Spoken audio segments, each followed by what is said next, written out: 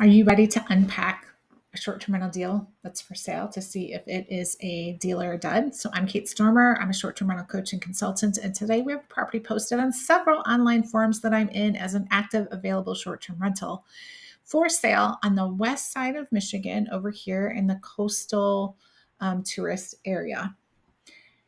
And if we take a look at this, when I look at a property as just a quick, hey, is this worth my time? I look at three things: a back of the envelope financials. You've heard me talk about this before. A cursory look at the regulations, because nothing's going to shut down your investment faster than a ban, right?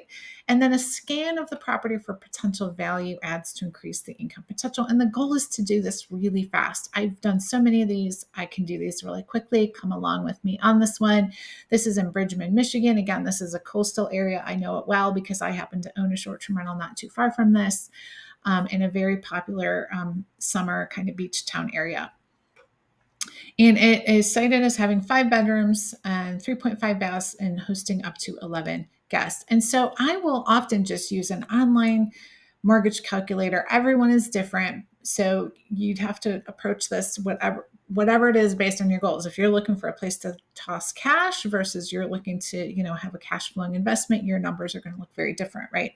We're going to go with the standard. We put 20% down.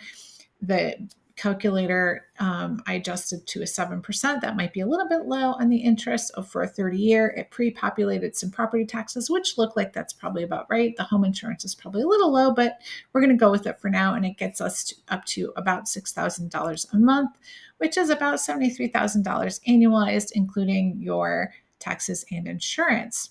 But that's not the whole picture, right? So we're going to look in. I use AirDNA. I by no means suggest that AirDNA is the 100% accurate source, but it does a pretty good job. But you always want to confirm it. Because I know this market pretty well, I will tell you this is probably pretty close for a pool house with a hot tub with that kind of occupancy.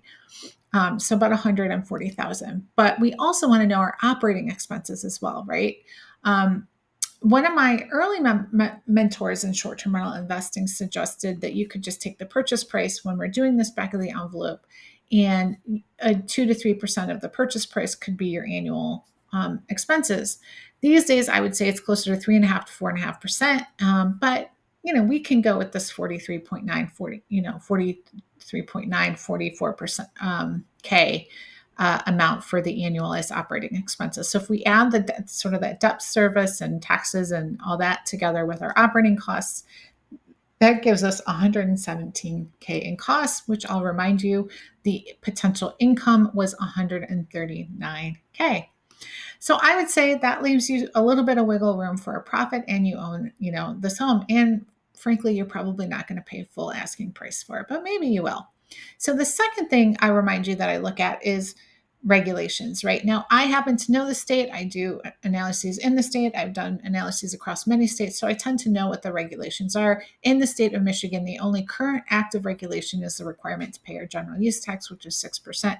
But they do continue to propose regulations, and eventually there will be some level of statewide regulation. I actually think that might be a good thing because it's a little bit like the wild, wild west, but it could impact on your business, right? So then the second level of regulation here would be, this is Lake Charter Township. So does the township itself have regulations in place?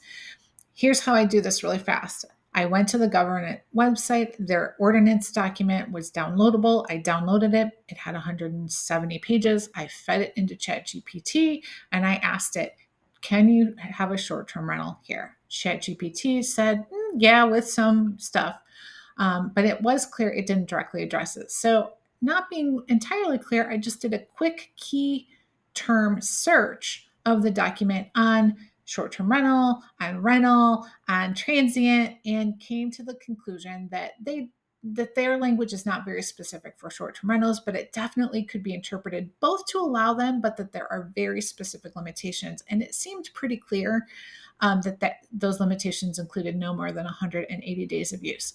I will tell you, in this market, you are going to make most of your money in 3 months. Our average occupancy in the state of Michigan is 50%. So I wouldn't let that turn you off. Now, if this home were in an HOA, you might want to double check that level of regulation as well. But because the language is not very clear, I would caution that some additional analysis is needed on this. And then the final thing that I look at is, are there value add opportunities here? And you're kind of looking at it from two ways. Is it worth the purchase price? And then how is it set up currently as an Airbnb?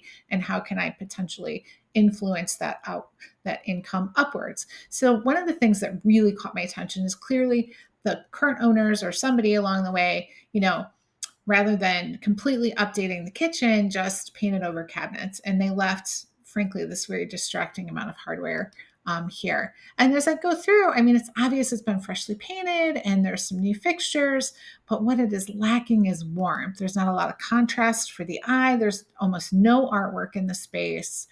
It's very, very sedate in terms of all the colors, which is actually not best practice for interior design. So there's definitely some opportunity here to at least insert some perhaps fairly low cost changes and then get professional photos done and really style it and stage it. When I looked at the Airbnb listing, it was not pro photos.